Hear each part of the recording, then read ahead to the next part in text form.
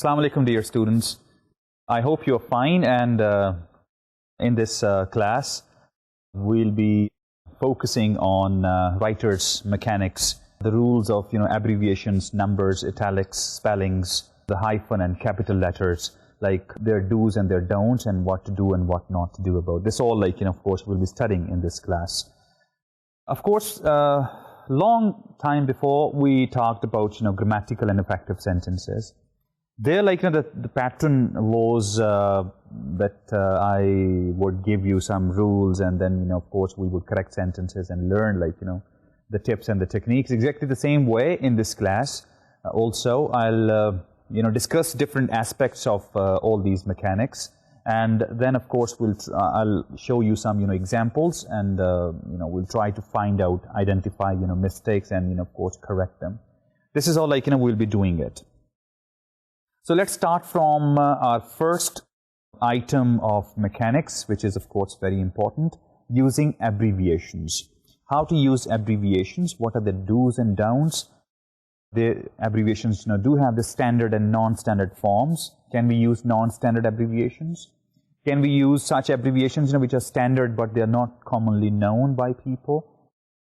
All these of course matters we'll be discussing under abbreviations. Let's take a look. First of all, rule number 1 for abbreviations is use standard abbreviations for titles immediately before and after proper names. Now, abbreviations for title, for example, Mr. MR, Mrs. MRS, Ms. MS, Doctor DR, These are of course abbreviations of titles. And some abbreviations of titles we can use at the end of names, like PhD you can use at the end, or senior, junior you can use at the end, LLB you can use, BA you can use, MA you can use at the end. So what rule says is use only standard form along with the name. Now, when I say use standard form, for example, professor is one word, okay, and its abbreviation is PROF and dot. Now, I cannot use this abbreviation in a sentence when the name is not there. For example, my history, PROF dot, was an expert on so and so thing. Now, PROF, this is an abbreviation, for titles, and it can only be used for names, not for general categories or as a common noun. So PROF, on your screen you can take a look. A sentence is there, my history professor. Here professor has been abbreviated. PROF, was an expert on America's use of the atomic bomb in World War II. Here in such sentences we'll be using full word professor. But when it comes with a noun, for example Professor A.J. Smith, here there is no need to use full word professor, PROF dot, and then the name you can use. Let's take a look of some abbreviations of titles before and after. On the screen you can see a table with 2 columns. The left hand is titles before proper names, like the first one Mr. and then the name goes. Second one Ms. and then the name goes. Then is Mrs. Edward Horn, then comes Dr. Dr. Margaret Simons, and then comes the Esquire John Stone, and then comes Professor James. So this is how abbreviations which are standard forms we can use. So this is how we use abbreviations of titles with proper names. Now let's see some abbreviations of title which we use after the proper names. Like, let's say a name is William Albert, and senior or junior, so SR you can, write, and Thomas Hines, for example, junior, and Anita, Lore as PhD, and Margaret Chin, as LLD, and Polly Stain as, DDS. These are abbreviations we use after. Now, point of understanding is that these abbreviations of titles are to be with the proper names. They should not be used as a common, item in a sentence, as I explained you with the help of an example. Let's move ahead. The second rule of abbreviations. The rule says, use abbreviations only when you are sure your readers will understand them. Look, let's say if I say UNO. Now, UN is something, which everybody can understand, or USA is an abbreviation, people can easily understand. But, or YMCA, for example, people can understand. But at the same time, we are not going to use such abbreviations, which people, generally speaking, do not generally understand or know. So better in that case is that you write the full-fledged, word. For example, CIA, yeah, I confess that, these days, this CIA is commonly known, but maybe in our country it's known, but in the rest of the world, like, perhaps people don't know what is CIA. So when you write CIA, you need to write its full. C4, I4, IA4. So the full-fledged, like, items you have to write. I have prepared a list of, like, some abbreviations which probably people generally, do not know. So better we write the full-fledged, versions. For example, CIA, NBA, FBI, UPI. I don't know what is UPI. So I would expect from my, like, writer or from my, like, reporter that he, what to say, decodes what this, UPI is. U stands for, P stands for, I stands for, full-fledged I should write. Or CBS, or NEA, or NAACP, or CD-ROM. Yeah, CD-ROM, it has become, quite familiar these days, so there is no need to code it. Encoded one would be fine. Or ESL, maybe people do not know. This is like a technical word. English, maybe as a second language it stands for. So better if I write English as a second language instead of ESL. So use abbreviations which are in standard form, number one. And number two, abbreviations which everybody can understand what they mean. The third rule goes is that use BC, for example, AD or AM or PM and number and dollar sign and pound sign, for example, with specific dates, times, numbers, amounts. If you want to mention, for example, 500 pounds, so you can write, 500, digit, and then, the pound sign, or $500 or 500 rupees RS you can write in 500. This is okay. But if you want to use the word pound, the word dollar, the word rupee in your sentence, and there you try abbreviation, for example, that would be a mistake. I mean, you cannot use in your sentence without digit or without number RS as rupee, or dollar sign for the dollar, or pound sign for the pound, okay?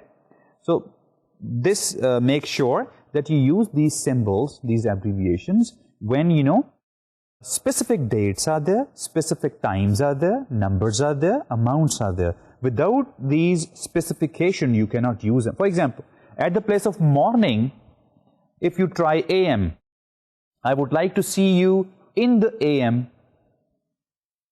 Of course, people understand AM stands for morning, but this will be a sin.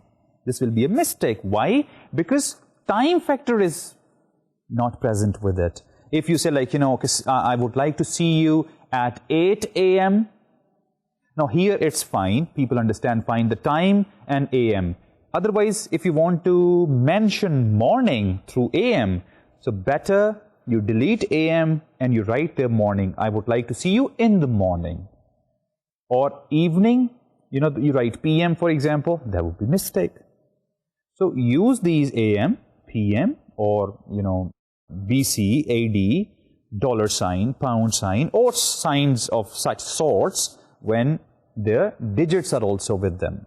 At the same time, there are some Latin abbreviations. For example, we use EG, like, which is exempli gratia, or we use ETC, etc., or we use, I dot, E dot as idecit. Try to use Latin abbreviations sparingly.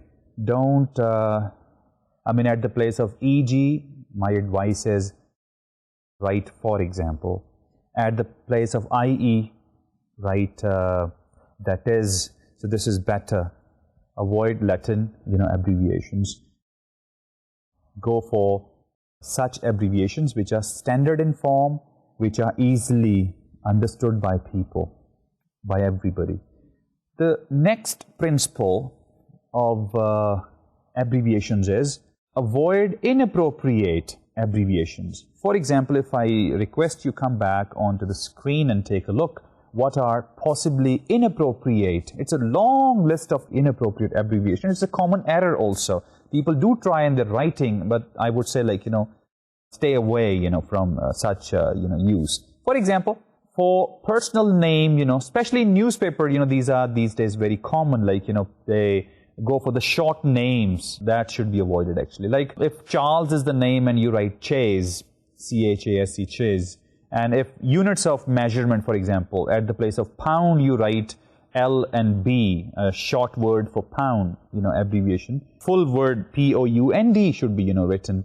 And exactly the same way for the days of the week, Monday as M-O-N, Tuesday as T-U-E, Wednesday as W-E-D. This is inappropriate. Full word should go, frankly speaking, in formal writing, of course. Yes. In informal writing, yes, no problem. You can go for these abbreviations, we can, we'll accept these. But when you are producing, for example, a formal piece for, your formal readers, then abbreviations have, they have to be appropriate. Exactly the same way, like, names of months, for example, like Jan for January, Feb for February. Even, like, people, they speak Jan and Feb, like mentioning, January and February, and March for M-A-R, and April for, and then, November N-O-V, and December D-E-C. Better go for appropriate, full-fledged, names. Then for, Christmas Day, like, X and M-A-S, Xmas, an abbreviation. Christmas word full should go. Then course of study, for example. Like political science, people abbreviate as pol science, for example. This is inappropriate. It should go, full-fledged. Then division of written works, like chapter people abbreviate as CH and page as P, CH.P. Researcher, or you and me, we can understand, for example, CH.P. It means, chapter so-and-so and page so-and-so. But a common reader, for example, who's got nothing to do with, the research thing, and who even does not know, like, what mechanics are, actually. Probably he knows one or two globally known abbreviations, for example, the one, like, which I said, see, USA, for example, or United Nations, for example. But, like, he does not have very minute understanding of the subject. And of course, he'll be confused. He's not going to have any idea, like, what CHP stands for. And exactly the same way, states and countries. Like for Pakistan, you write, let's say, PAK only. Or for Massachusetts, MA or Mass. Or for England, ENG, let's say. For Australia, AUS, this is inappropriate. In formal writing, I'm again and again saying, formal writing. In informal, fine. There is a place, but formal, of course, not. Then, parts of a business name. Let's say there is the word Adams Lighting Company, and it can go Adams Lighting Co. Company is usually abbreviated as Co. Kim and Brothers Insurance, for example. So here only KB Insurance, that is inappropriate abbreviations. And then there is one example for you. You can take a look. Eliza promised to buy me 1 pound of Govida chocolate for my birthday, which was last Friday. Now, in this sentence, there are 2 abbreviations, which have been used. And of course, that's the inappropriate use of these abbreviations. For example, the first one was for pound as LB sign for pound, and for Friday as FRI. And of course, it's a mistake. It's the inappropriate use of it. At the place of pound, LB, will of course will delete it and write the full word pound. For Friday, full word it should go. So this is how, the rules of, like, abbreviations. If we recount, abbreviations, number 1, abbreviations should be in standard form. Number 2, the rule of thumb is that use such abbreviations, which an average reader can understand. Number 3, use abbreviations like, the one which we use for time, we use for amount, we use for, age, for example. They should go with the specific dates and years, and, like, Otherwise, don't use them for common purpose. And number 4, do not use these abbreviations for inappropriately, in other words. So this is all about, abbreviations and their rules and their do's and don'ts. The next topic of mechanics is numbers. How to deal with numbers, like, when they come in our writing. Let's see the rule number 1 for numbers. It goes, spell out numbers of 1 or 2 words or those that begin a sentence. Use figures for numbers that require more than 2 words to spell out. Now what it says, for example, 1 to 9, it should be spelled out. I mean, if you want to write 8, for example, 8 should not be a digit 8. You should spell it out like E-I-G-H-T. But if there are numbers which are more than, let's say, 9, let's say 10, 11, 12, and onwards, they, of course, can be written as, figures, like, at the place of, like, 10, you can write the digit 10. If it's 9, you have to, like, use, of course, the word N-I-N-E. This is how, we do it. An example is in front of you. Now, some 8 years later, Muffin is still with us. In this sentence, the digit 8, has to be spelled out as E-I-G-H-T. In the second sentence, I counted 176 CDs on the shelf. Now, this 176, it makes, your sentence longer, of course, like, when you write words for the number. So, better you, in this case, when digits are in more than one form, I mean, like, more than 9, for example, then you better go for the number. So, it would be, 176. 176 will be the number written in the sentence, and then, the sentence length, of course, will be shorter. But there is one exception, that is, if a sentence begins with a number, like, let's say 150 children, then you are allowed to use the wording of this number, the translation of this number, as 150 children. Not the number will go now. Why? Because keep in mind, that's a rule. No sentence should take its start from the digit, from the number. It has to be translated into proper words like 1 O-N-E and then 100 and then 50 F-I-F-T-Y, and then the sentence should go. So this is rule number 1. Rule number 2 is, generally figures are acceptable when, now there are some 11 cases in which figures, they are, like, accepted. For example, for dates. When you're writing dates, doesn't matter in American style or in British, style, figures are, of course, acceptable. Like, an example is May 20th, 2007.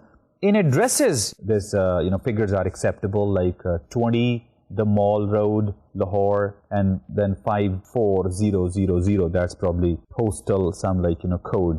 And then comes percentages. 55% at the place of percentage, for example, you can use the symbol for percentage, which we use. Then fractions, for example, or decimals, for them, like, of course, figures are, like, acceptable. Then comes, scores, 7-3 or 21-18, whatever, like, sorts of, like, scores you want to use. Doesn't matter, like, what they are in single digit form or in double digit form, in other words, single barrel form or in double barrel form. It doesn't matter. You can, of course, use when talk about, scores. Then comes, statistics, for example, like average age 37 or weight 180, or surveys 4 out of 5, or exact amount of money, let's say 10,000, division of books, volume 3, chapter 4. Here, what I'm actually trying to say is that previously the rule we studied is that when digit is in one single body form, like 1 to 9, it should go, like, in words, and above 9, we should, prefer using, the digits, actually. But in here, doesn't matter whether, this number is in one body form or in double body form, we can use digits the way, like, examples I'm, like, showing you. Then division of books, volume 3, chapter 4, page 189, division of plays, and then time of day, for example. So this is how generally figures are acceptable in, these cases. Our third category is using italics. or underlining things. Of course, we use italics or we underline for prominence. I mean, to make any, let's say, figure prominent in our sentence, or to make it look off the remaining sentence for our readers, which we also call as the bold types. For the bold types, of course, we italicize our, word or our, figures. Sometimes, we not only underline it, we make it italics, we sometimes bold it also.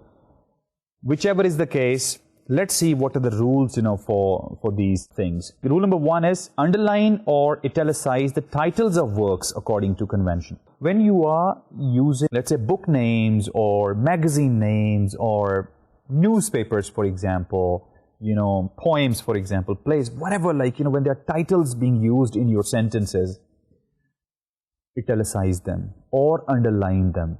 Here, or factor is, depends, like, if your newspaper policy is to italicize, titles of works or underline them accordingly, you have to follow. For example, titles of books, The Great Gatsby, this is one, book name, and it has been italicized just to make it prominent or look off from, the text. Second, also, A Distant Mirror. This is also a book which has been italicized. Then magazines, for example. Let's say magazine name is The Reader's Digest. Either you use it in a sentence or you just mention it with no sentence.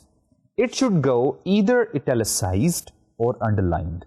Then comes newspaper names, for example. It has also to go in italics form or underlined form. Let's say The Dawn, if you want to write in your sentence, it should be italicized. Usually in job letters, your first paragraphs goes this way, that this is with reference to the job advertised in the Daily Dawn, of so-and-so date.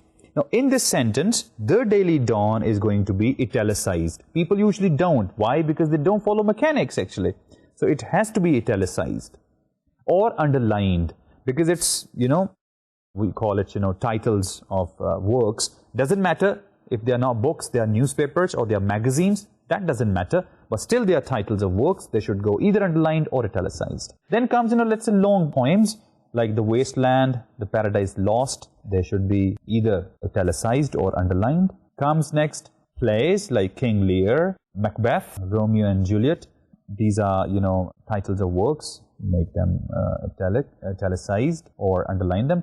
Films names, for example, when you use, they should also go in italics form.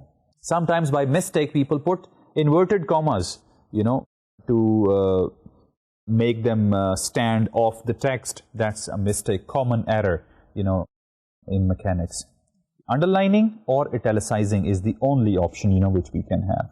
Then comes television programs, for example, Fridays or 60 Minutes or whatever is, underline or italicize. Don't ever, put commas across just to make it off the text. Or radio programs, for example, all things, considered. Whatever is the, program name, underline or italicize them. Rule number 2 is, if you are using in your sentences the names of ships or trains or aeroplanes or aircrafts, spacecrafts, they are going to be underlined.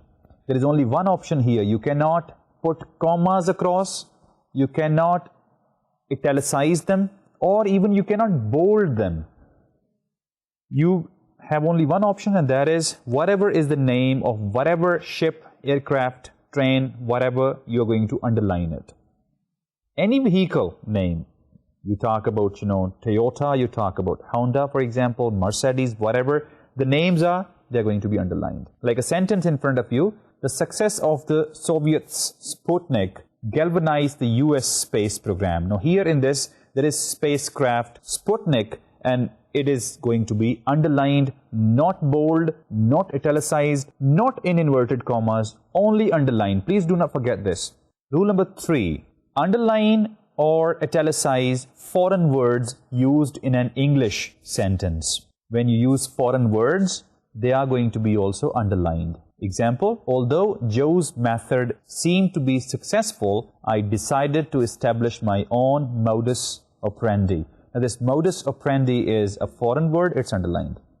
Now let's move towards our next rule that says underline or italicize words mentioned as words, letter mentioned as letters, and numbers mentioned as numbers. Let me illustrate this point with the help of some examples.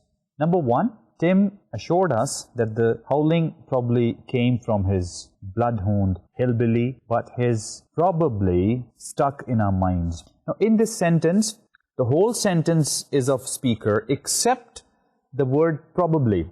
Like, the way we quote direct speeches. When we quote direct speeches, we put that very part in inverted commas. Here, according to this rule, if you are using not a direct speech, but you are quoting someone's word, for example, in your sentence, in that case, you're going to underline that word.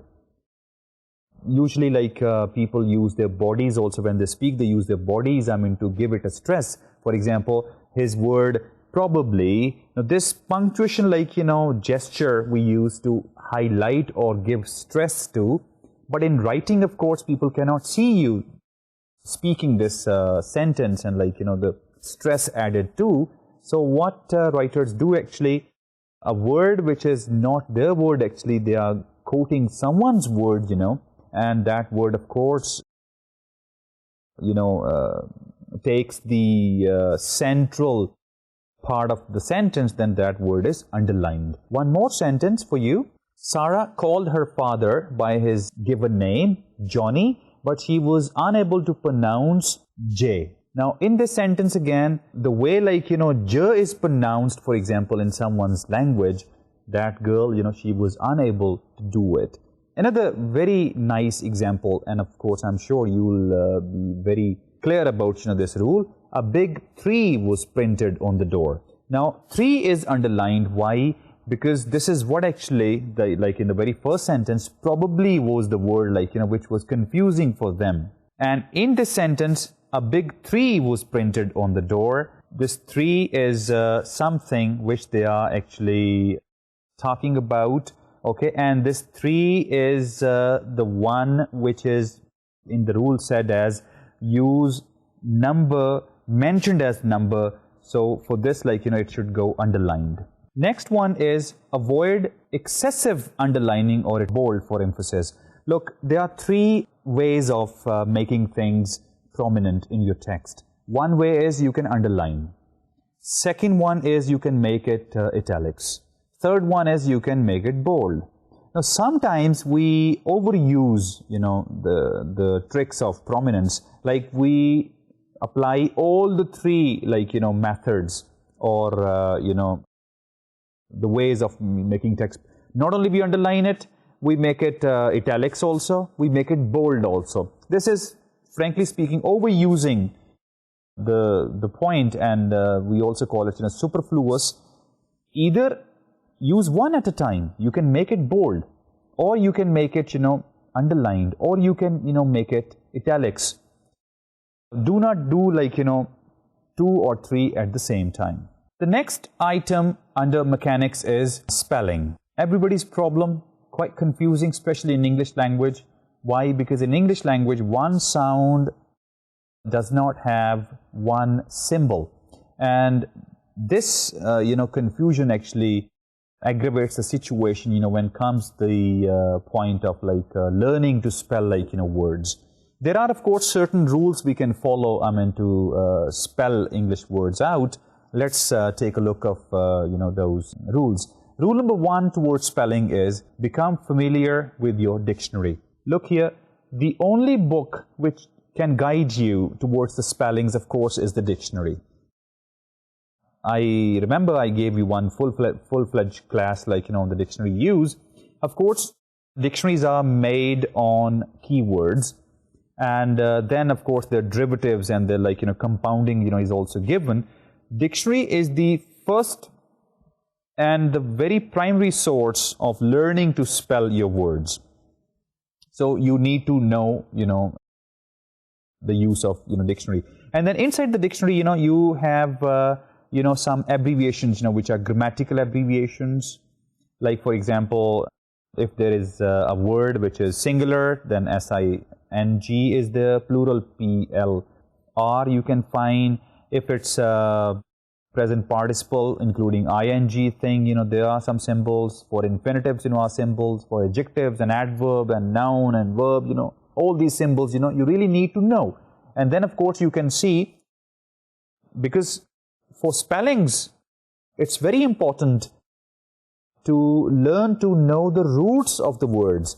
If you know the roots of the words, and after that, the step is know the prefixes and suffixes. A word may be very difficult to spell out, but if you follow these steps, find out the root of the word, and then see, like, which prefix has been used or which suffix has been used, then of course you can very easily know the spellings, and of course you can come out of this confusion. But still there are, of course, some rules to follow. Second principle says discriminate between words that sound alike but have different meanings. This is another important thing towards spellings. For example, affect is one word with A-F-F-E-C-T and E-F-F-E-C-T. Of course, both are different words. They have different spellings. They have different use. Even their word forms are different, Therefore, be very careful about such words which are spelled out differently but pronounced same way.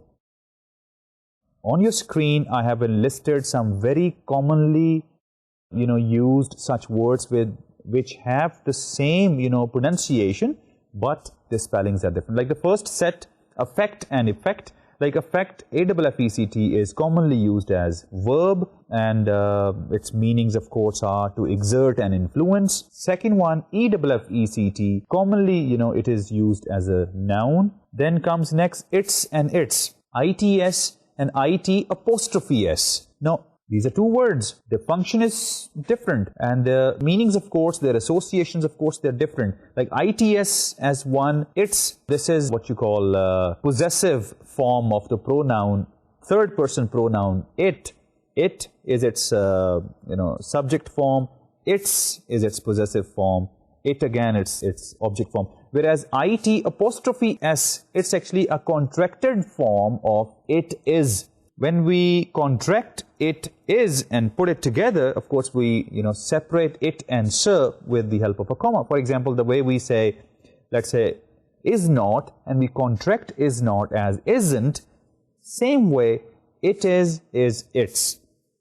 He has, you can also contract he has or I have, exactly the same way. You're going to put comma and then, the abbreviated part. So, its is a possessive pronoun. It's, the one with comma, is a contracted form of it is. Next comes lose and lose. L-O-O-S-E and L-O-S-E. L-O-O-S-E is, of course, an adjective, and L-O-S-E is, of course, used as a verb. So make sure, you know this. Another very common error towards spellings when we spell out, principal. One principal as a person, who is the admin of some, organization or of some school or college. Another one, like P-R-I-N-C-I, what you call P-L-E, which we say like principle 1, principle 2, the principles, the rules, for example, the laws, for example. So, of course, these two are quite different in, the use. Keep in mind, P-A-L is the person, P-L-E is the rule. Then comes, there, T-H-E-I-R and T-H-E-R-E and T-H-E-Y and its contracted form, they are, when you put it together, that's also pronounced as there. Now, T-H-E-I-R there, of course, is a possessive pronoun, and T-H-E-R-E is an adverb, which, of course, shows place. And T-H-E-Y''R-E is going to be what we call as contracted form of they are. Next comes whose, W-H-O, and second word is, its contracted form who plus is, we put it together as contracted form and it's spoken as whose, whereas there is one word which is W-H-O-S-E. Now both have the same pronunciation, of course the spellings are different. Then comes, your, Y-O-U-R, your, and another contracted form, U and R. U and R, when you put together and you contract them, Pronunciation becomes the same, but keep in mind words are different. Your, of course, is the possessive pronoun, the second person, pronoun you. Possessive is your, whereas you are its contracted form, with the help of comma, or you can say apostrophe, comma. Now, the third principle towards these spellings is become familiar with the major spelling rules. Now, let's come towards different spelling rules, which we can follow. But please keep in mind, these spelling rules are just sort of, a help actually, just to make your job easy. That's not final thing. Why? Because in English language, as I told you before, in English language, one sound and symbol, they are contradictory actually. Same symbols can have many different, sounds. Like, for example, O-U-G-H, it can have more than one, sounds. O-U-G-H can give you the sound of F also. It can give you the sound of O also. It can give you the sound of U also. So, be very careful. But yes, these rules, do, give you sort of a help. I mean, you can, of course, resolve some confusion towards, like, the common spelling errors. The rule number 1 is use I before E, except after C, or when sounded like the letter A, as in neighbor and way. Now, let me illustrate you with this example. The first I said use I before E. For example, the word is relieve. R-E-L-I-E-V-E. R-E-L-I-E-V-E. Now, I is coming first, E is coming second. Confusion may be that in your mind that the word relieve, R-E-L-E-I-V-E or R-E-L-I-E-V-E. Rule says use I before E except after C. So this is rule number 1, like relieve, I-E, believe, I-E, sieve, again I and E, then is freeze, again I and E. I will come first, E will come second. Now, the second rule, that is E before I. In which case, you use E before I. Words like receive, R-E-C-E-I-V-E. Now, here, keep in mind, if C comes before this combination E and I, or I and E, when C is there, and after C you have to decide E will come first or I will come first. Very simple thing. When C is there, then after C, E will come. Please keep in mind. When you are confused about I and E should come first or I should come first. Very simple thing. If C is not there, then I will come first and then E. If C is there, then E will come first and then I. Like in the case of receive, C is there, E will come first. R-E-C-E-I-V-E. Deceive, C is there, E-I-V-E. Then let's say there are a few more. But still there is one, exception. And that exception is like seize is one word, either is one word, weird is, hate is, foreign and leisure. These are 4 or 5 words, which are an exemption and they do not, follow this rule. So please keep in mind, this is very, very common error. People are always confused about I and E. If C is not there, then I will come first. If C is there, then E will come first. So this is rule number 1. Rule number 2 is generally drop a final silent E. For example, D-E-S-I-R-E. Now, in this word, E is the final letter. So, principle says drop a final silent E when adding a suffix. A suffix is a word which we add at the end of a word that usually begins with a vowel. Now, the rule says in the word desire, D-E-S-I-R-E. Now, E is silent. When you want to add one suffix, that can be in the form of ing, for example, like desire, and you want to now add ing, rule says drop this E. So, D-E-S-I-R-I-N-G. E will be dropped. Like in remove, R-E-M-O-V-E. E is a silent letter. You want to add one suffix. That is, let's say, able. From remove, you want to make a word removable, and this E again will be dropped. But sometimes we do not drop this E when the rule says keep the final E if the suffix begins with a consonant.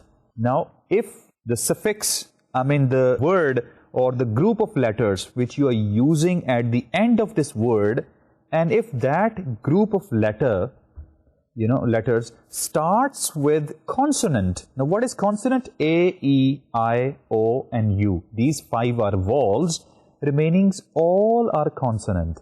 So, if you're adding a group of letters and the first letter is consonant letter, then E will not be dropped. Like in the case of achieve, and you want to make a word achievement. Now, A-C-H-I-E-V-E. Now, E is an issue, and suffix is ment. Achieve, ment. Ment starts with a consonant M. Therefore, E will be there. It will not be removed. Another example is care, C-A-R-E, care. And suffix is full. Full starts with the letter consonant F. E will be very much there. So, it will be care, C-A-R-E-F-U-L, full. So, this is all, we will be doing things about the letter E. Silent one, of course. Rule number 3 of the spellings, when adding S or D. Now, S, of course, we add when we make plurals, and D when we change the verb forms, for example. When adding S or D to words ending in Y. This much what rule says, that if there are words which end at Y, for example, comedy, for example, monkey. Now, these 2 are words, the ending is Y. Now, let's understand the rule. Rule is, when you want to add S or D to such words, which end at Y, what to do? Ordinary change the Y to IE when the Y is preceded by a consonant, but not when it is preceded by a vowel. Again, consonant and vowel factor. I'll explain you with the help of some example. Like the first one is comedy. Now, C-O-M-E-D-Y, this is one word, it's ending at Y, and I want to make, let's say, it's plural. Now, comedy is a word, it's plural I can make with the help of IES according to the rule. So, comedy will be changed into C-O-M-E-D-I-E-S. Y is removed. Like in the case of dry, D-R-I-E-D, D-R-Y-I-E-D, no, D-R-I-E-D-Y again removed. Another example, monkey, M-O-N-K-E-Y-S. Here, I just added S with it, and P-L-A-Y, play, and its past form is, P-L-A-Y-E-D. Here, E-D I added, and I retained, this letter Y. Next rule is, if a final consonant is preceded by a single vowel, means to say there is a consonant, and before consonant there is a vowel. Like in the case of bet, B-E-T, bet, ending is consonant, before this consonant there is a vowel. If a final consonant is preceded by a single vowel and the consonant ends at one syllable word or a stressed syllable, double the consonant when adding a suffix beginning with the vowel. Like when I want to add ing with bet. Bet is a word which is ending at consonant T, and before T there is a vowel. So in this case, when I'm going to add some suffix, I'm going to double the T, like B-E-T, bet, and I want to change it into betting. So this T will be double now, B-E-double-T-I-N-G, betting. For example, commit, and C-O-M-M-I-T, it's ending at T. Before T is vowel, I, and when I change this commit into, let's say, committed, T will be doubled again. Again, occur. This word ends at consonant R. Before R is a vowel U. And if I change this one into, let's say, occurrence, R will be doubled. This is what actually the rule is. The next rule, add S to form the plural of most nouns. Add ES to singular nouns ending in S or SH or CH and X. Let's understand this, with the help of some example. Like table, for example, its plural will be T-A-B-L-E, and simply you're going to add S, tables, or paper, P-A-P-E-R, simple, add S with it, and it's plural. But when the words are ending at, let's say, CH, like church, now its plural you cannot, make just by adding S, like C-H-U-R. C-H-S will be mistake, rather E-S will go. And dish, ending is S and H, and you want to make dishes, for example. D-I-S-H-S will be a mistake. It will be D-I-S-H-E-S. So the rule says when your words are ending at S or S-H or C-H or X, these are 4 cases, then plural will not be made just by adding S, rather ES will be added and plural will be made. Then, there are some American spellings and British spellings, you are going to be very, very careful about. Like, I have prepared a list for you. You can take a look of this. Few of them, like, I'll read for you so that, you could really understand, like, what are the differences. Now, there are no fixed rules, to understand, okay, fine, following these rules, you can understand, like, these are British way and this is American way. Well, you have to go through again and again the lists of American and British spellings and then, understand. Like, check, the one check, like, which you draws, from the bank, or Americans write it, C-H-E-C-K, and Britishers, they go for C-H-E-Q-E, something. And then cancel, Americans go for single L, Britishers, they go for double L. Then color, C-O-L-O-R, C-O-L-O-U-R. Then comes realize, Americans go for Z, Britishers, go for S. So these are all, different possibilities, towards American and British, and you really need to go through the lists again and again. Then, of course, you'll understand the differences between American and, British. The second last of the mechanics is the use of hyphen. Rule number 1 says, consult the dictionary to determine how to treat a compound word. Example I have made for you, the prosecutor chose not to cross-examine any witness. Now, in this cross-examine, here you have to see the dictionary. If the dictionary puts hyphen between cross and examine, then you are going to do it. Rule number 2 says, use a hyphen to connect 2 or more words functioning together as an adjective before a noun. We also call it hyphenated adjective. Hyphenated adjective means, such adjective which is in split form or it's composed of more than 1 words for a noun. They have to be, linked with each other with the help of, hyphens. Example for you is, Aroma gave Sarmad a seashell and some newspaper wrapped fish to take home to her mother. Now, newspaper, wrapped fish, this newspaper and wrapped has to be, separated with the help of a hyphen, and this is how they should be connected, and of course they're called as hyphenated adjectives. The last one is the capital letters. Of course, proper nouns are to be capitalized, and common nouns, there is no need to capitalize. For example, God as a proper noun, G uppercase, and if it's a common noun, G lowercase. Pakistan, for example, Pakistan's P is going to be uppercase, and if it's a common noun, then let's say a country, for example, you want to talk, then country's C will be, of course, lowercase. So this is how, like, the capitalization will be, taken care of.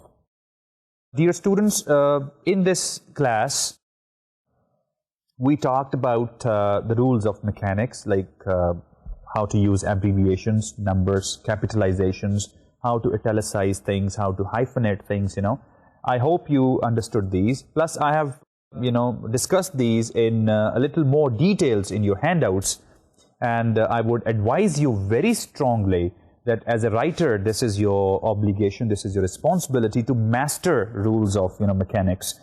For further details, of course, I would advise you to go back to the handouts and go through it till you understand how to, like, use all these things. I hope you would do it. Take care of yourself. See you next time with a new topic. Bye-bye.